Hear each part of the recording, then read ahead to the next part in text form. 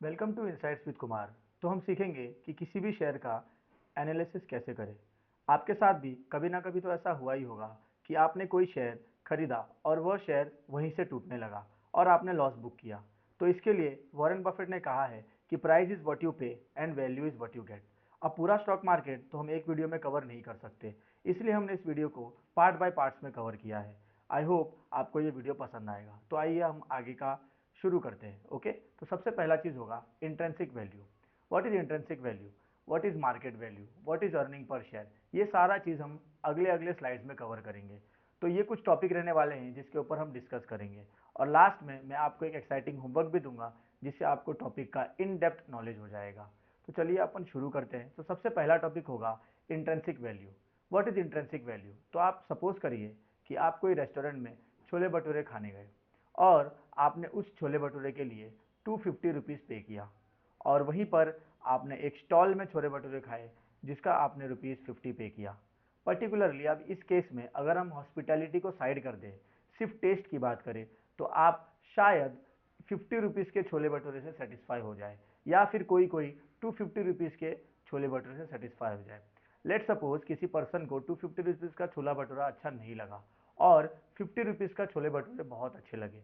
तो उस particular case में उस इंडिविजुअल ने 250 रुपीज़ को ओवर वैल्यूड प्राइस समझा और 50 रुपीज़ को एक फेयर वैल्यू प्राइस समझा।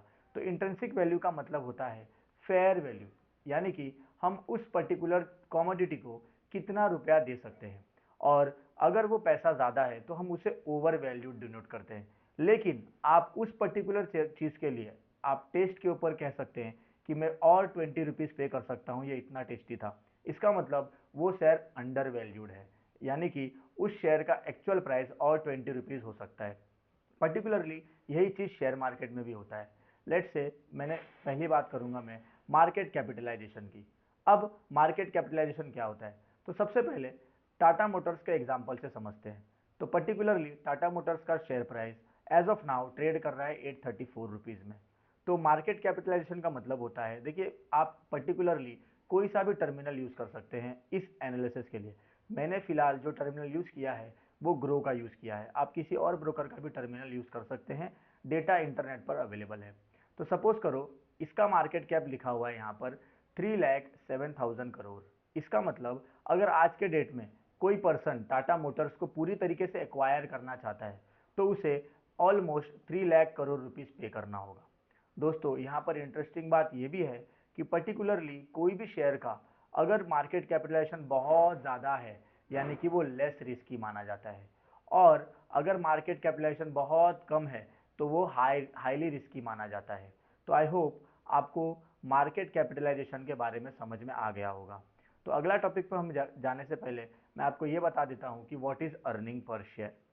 तो दोस्तों अर्निंग पर शेयर भी आपको कैलकुलेट करने की बिल्कुल ज़रूरत नहीं है। ये आपको पर्टिकुलरली फंडामेंटल एनालिसिस में किसी भी ब्रोकरेज फर्म पे मिल जाएगा।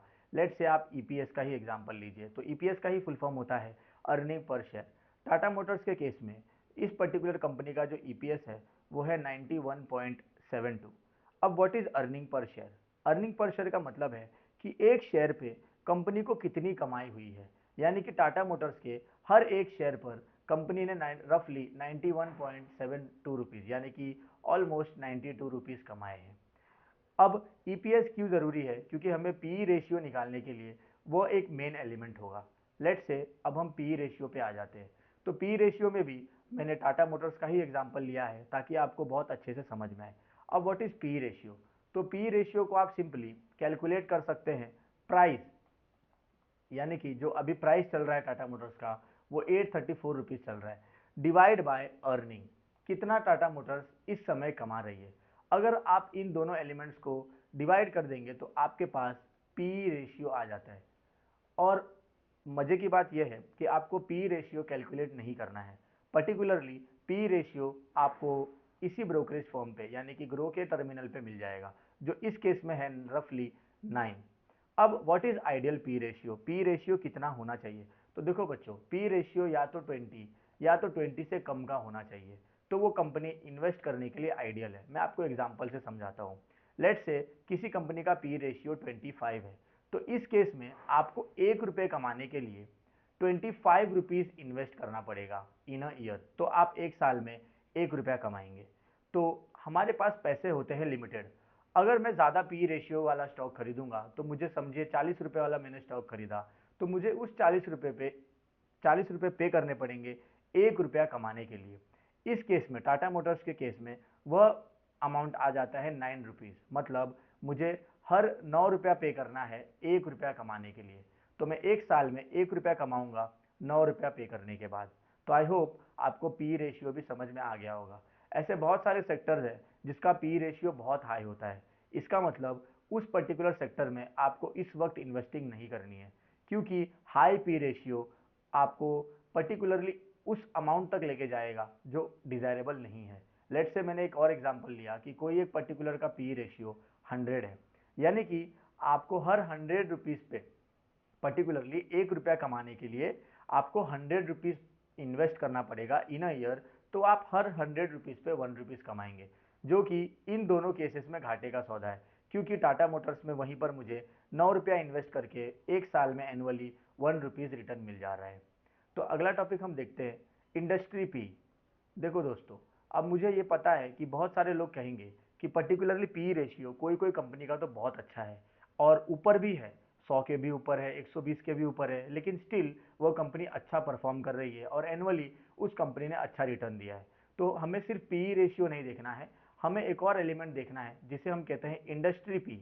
अब व्हाट इज इंडस्ट्री पी, तो आप यहाँ पर एग्जाम्पल ले लीजिए। तो एक तरफ मैंने टाटा मोटर्स का एग्जाम्पल लिया है और दूसरे तरफ हिंडई मोटर्स का एग्जाम्पल लिया है। ये दोनों भी ऑटोमोबाइल सेक्टर में बिलोंग करते हैं, तो यानी कि इन दोनों का इंडस्ट्री पी अगर आप नोटिस करेंगे तो 22.39 का है।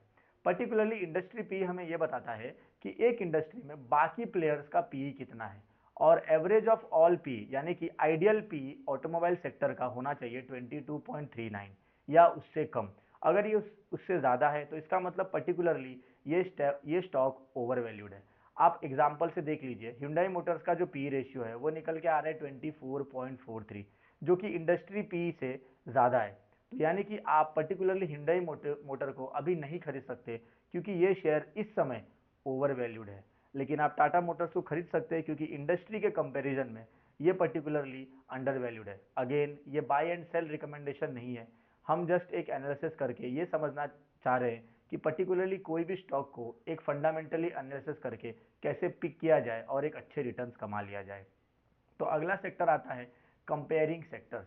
देखो बच्चों, अब तक हमने सीखा कि पर्टिकुलरली इंडस्ट्री पी वो एक बहुत बड़ा फैक्टर हो जाता है किसी भी प्लेयर को समझने के लिए, क्योंकि हर एक इंडस्ट्री में बहुत सारे प्लेयर्स होते हैं और हर प्लेयर्स की चाल को समझना बहुत ज़रूरी है। लेकिन अगर मैं आपको कहूँ कि कंपेयरिंग सेक्टर्स भी बहुत ज़रूरी है, लेट्स से मैंने आपको यहाँ पर एग्जांपल दिया, तो आप इस केस में कहेंगे कि सर इसका पी रेशियो 94.31 है, जो कि बहुत ज़्यादा है। लेकिन अगर मैं आपको बताऊं इसका इंडस्ट्री पी कितना है तो आप हैरान हो जाएंगे। इसका इंडस्ट्री पी है 98। अब ये शेयर का मैंने नाम नहीं रखा है ड्यू टू सम रीजंस, तो आप ये समझिए कि इस शेयर का इंडस्ट्री पी 98 है, यानी कि बाकी जो प्लेयर्स है उनका एवरेज पी निकल के आ रहा है 98। इसका मतलब ये शेयर्स भी कहीं ना कहीं फेयर वैल्यू पे ट्रेड कर रहा है। तो यानी कि अगर आप इसमें इन्वेस्ट करेंगे तो आपका पैसा बन सकता है। तो इसी तरीके से हमें यह भी देखना है कि हमारा पी रेशियो तो जो है सो है, लेकिन इंडस्ट्री पी रेशियो क्या चल रहा है। इंडस्ट्री पी रेशियो मुझे इंसाइट देता है कि पर्टिकुलरली मुझे इस कंपनी में इन्वेस्ट करना चाहिए या नहीं करना चाहिए। तो हम आगे जाएंगे और सेकेंड लास्ट टॉपिक पढ़ेंगे, लॉस मेकिंग पी। यहाँ पर हमने एक कंपनी लिया है जो कि बहुत बड़ा कंपनी है, इसे हम लार्ज कैप कंपनी कह सकते हैं, लेकिन अगर आप ध्यान देंगे तो इसका अर्निंग पर शेयर नेगेटिव में है और पी रेशियो भी नेगेटिव में है। जबकि इंडस्ट्री पी है 25, लेकिन आप पी रेशियो चेक करेंगे तो वो माइनस में है। इसका मतलब ये कंपनी लॉस मेकिंग कंपनी है, यानी कि लॉस मेकिंग कंपनी का पी रेशियो हमेशा नेगेटिव होता है। अब दोस्तों, ये भी एक समझने वाली बात है कि अगर किसी भी सेक्टर का पी रेशियो या किसी भी कंपनी का पी रेशियो, माफ कीजिएगा, किसी भी कंपनी का पी रेशियो वो माइनस में है, तो अब हमें उसमें इन्वेस्ट करना चाहिए या नहीं करना चाहिए। तो देखिए दोस्तों, हम उस पर इन्वेस्ट करें, हम उस पर बेट ले या ना ले, वो टोटली इस केस में डिपेंड कर जाता है कि वो पर्टिकुलर कंपनी में ने एक साल में क्या किया है। अगर वो लॉस मेकिंग है तो वो कौन से फैक्टर्स की वजह से लॉस मेकिंग है। अगर वो फैक्टर ज़्यादा बड़े नहीं है तो आप उस पर्टिकुलर कंपनी पर बुलिश ले सकते हैं। अगर मेरा एडवाइस आप लेंगे तो आप पर्टिकुलरली सेक्टर एनालिसिस करिए, ऐसे कंपनी को ना छुए जो लॉस मेकिंग है, और स्मॉल कैप कंपनीज को तो आप बिल्कुल हाथ मत लगाइए क्योंकि वो पर्टिकुलरली वोलाटाइल होते हैं। ओके, तो जो अगला लास्ट टॉपिक है वो आपका रहेगा होमवर्क। अब आपको होमवर्क में एनालाइज करना है कि दो कंपनी है, कंपनी ए और कंपनी बी। कंपनी ए और कंपनी बी ये दोनों कंपनी सेम सेक्टर के, क्योंकि आप कैसे पता लगा सकते हो, देखो दोनों का इंडस्ट्री पी 32.16 और 32.16 है। अब आप मुझे कमेंट्स में बताएंगे कि आप पर्टिकुलरली इस सेगमेंट में कौन से कंपनी में इन्वेस्ट करना चाहते हैं और कौन सी कंपनी अंडर वैल्यूड है और कौन सी कंपनी ओवर वैल्यूड है। तो आई होप आपको ये पर्टिकुलर सेगमेंट पसंद आया होगा। अगले सेगमेंट के लिए आप इस चैनल को सब्सक्राइब करें ताकि पर्टिकुलरली कोई भी अपडेट आप मिस ना करें। धन्यवाद।